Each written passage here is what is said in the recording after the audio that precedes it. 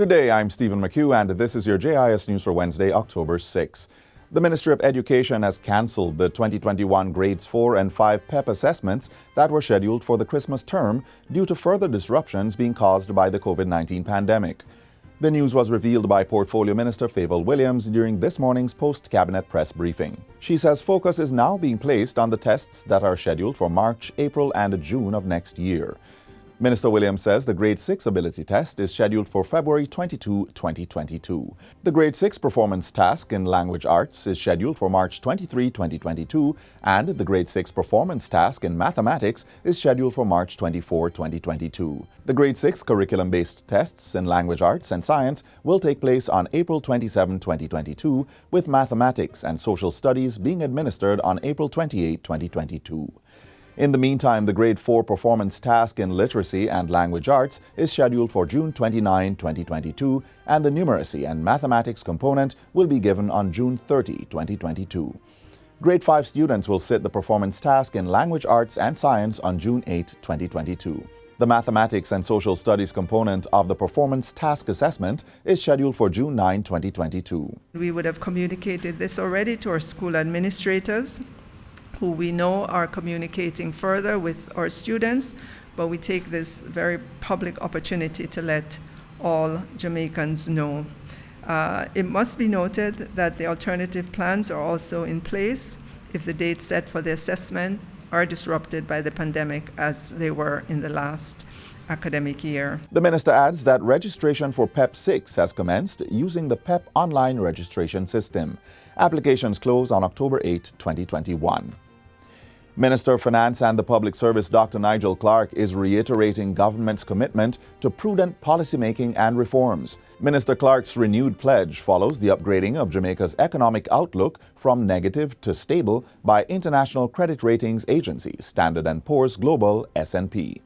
The agency has also maintained Jamaica's B+ long-term and B short-term foreign and local currency credit ratings. S&P's affirmation of the island's credit rating reflects its view that Jamaica's economic recovery will strengthen and government finances will return to fiscal surplus this year. The ratings agency factored the island's commitment to macroeconomic stability and the institutionalization of fiscal consolidation policies as part of its credit worthiness. In welcoming the revised rating, Dr. Nigel Clarke says it is reflective of government's responsive yet disciplined policy choices and institutional strengthening, even while in a pandemic. Applications are now open to investors who wish to enter the casino gaming industry. Finance Minister Dr. Nigel Clarke made the disclosure during Tuesday's sitting of the House of Representatives. Minister Clarke says the granting of Integrated Resort Development (IRD) orders across Jamaica will attract billions of dollars and improve tourism offerings. The IRD exclusive zones cover 5 regions across the island's 3 counties to include Westmoreland, St. James, St. Mary, St. Thomas, and Clarendon. Dr. Clarke says a 10-member team will begin evaluating applications from investors and managing the selection of approved integrated resort developments. To ensure transparency, the enterprise team will advise the minister on the granting of licenses. So the expectation here is that the enterprise team will give a recommendation to the minister. If I happen to disagree with the enterprise team, I will make that known and give my reasons why.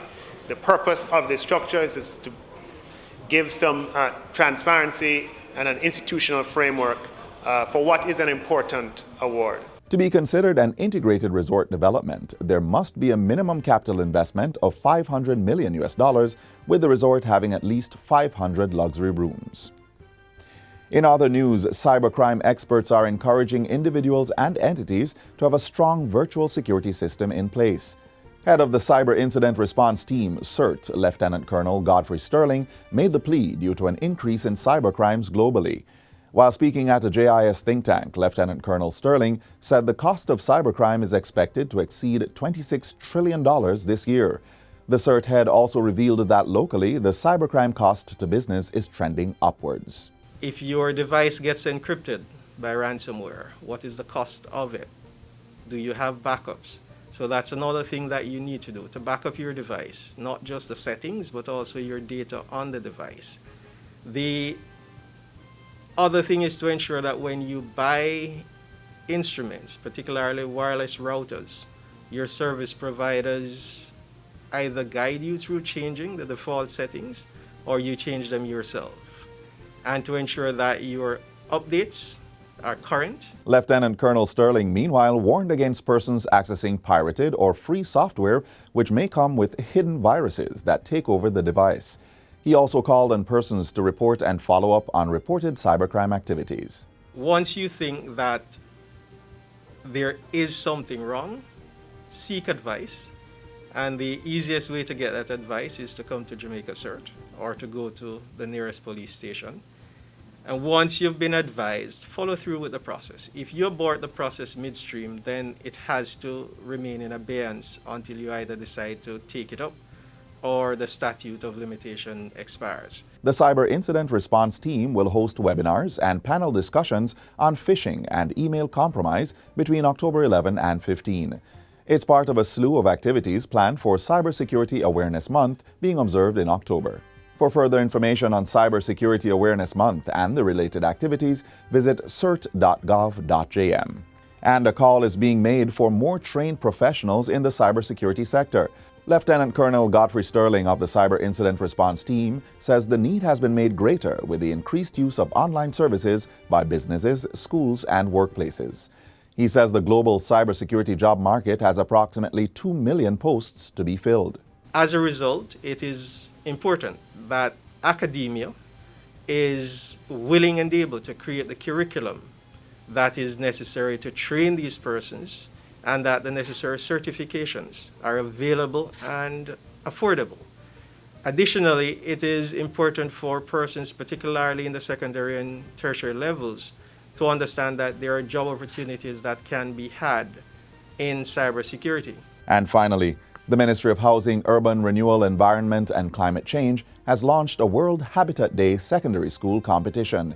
It calls on schools to undertake and submit a project in keeping with the 2021 World Habitat Day theme, Accelerating Urban Action Towards a Carbon-Free World.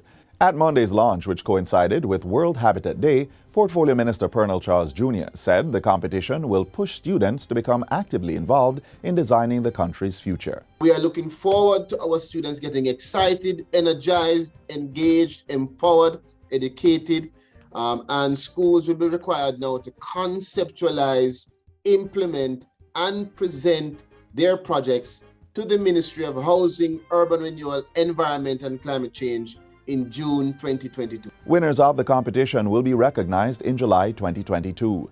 Minister Charles Jr. said more details will be provided in the coming days. And that's it for JIS News Today. I'm Stephen McHugh. Thanks for watching.